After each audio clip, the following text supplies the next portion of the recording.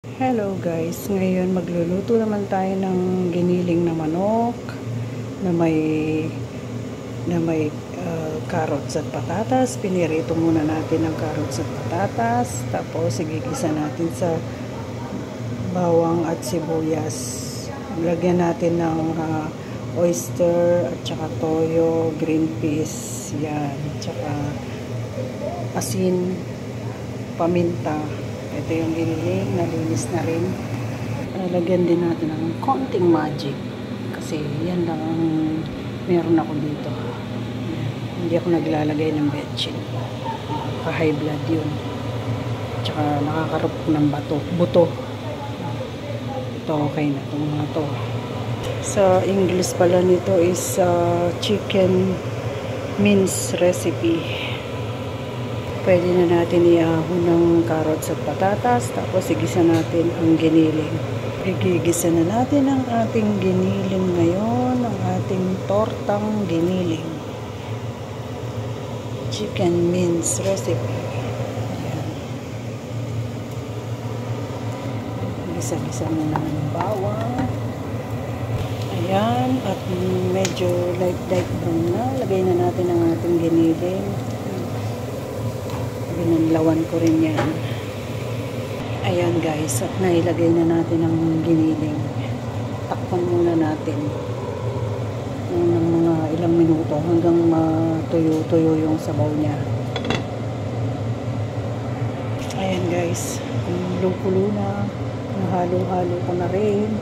Nalagyan ko na rin ng konting asin at konting magic sarap. Tapos ito naman, oyster sauce. Nasa 2 kutsara or more or less. Basta bahala na kayong magtansya.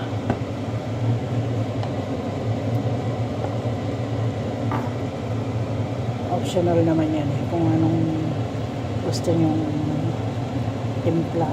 Meron din akong nilalagay na wala akong bell red pepper, pero meron akong green pepper. Ilalagay natin maya-maya. Ayan, tatakpan ko ulit guys.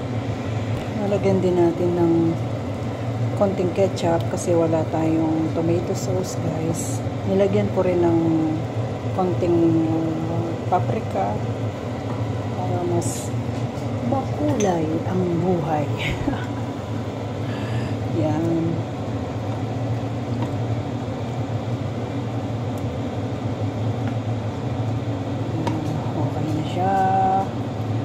Okay na rin yung lasa niya. Grabe, ang sarap na niya.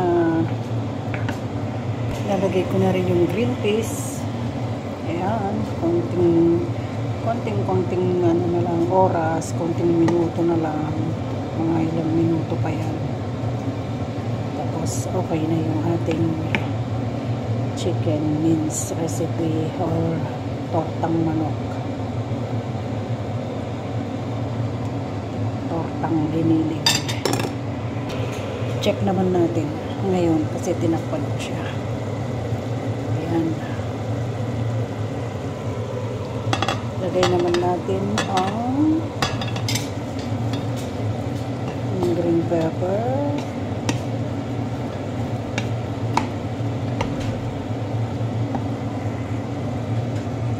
Ayan. Nalagay ko na rin yung konting green onion para pang dekorasyon na may green grass. Ayan guys, nahalo ko na rin yung pinirito nating carrots at patatas. Konting pakulo pa. At tapos okay na. Ayan guys, how nice. Ang ganda-ganda ng color niya. Kung anong ganda ng color niya, yun din ang sarap niya. Tayo nang magluto ng ganito. And guys, our food is ready. Nilagyan ko rin ng powder, ano yan, celery, powder laurel. Yan. Okay na. Ready to eat na. Ayan guys, isa-serve na natin. ready na. Nakahapag na, may rice na. Yan. Meron pa tayong tira o. Ang dami pa.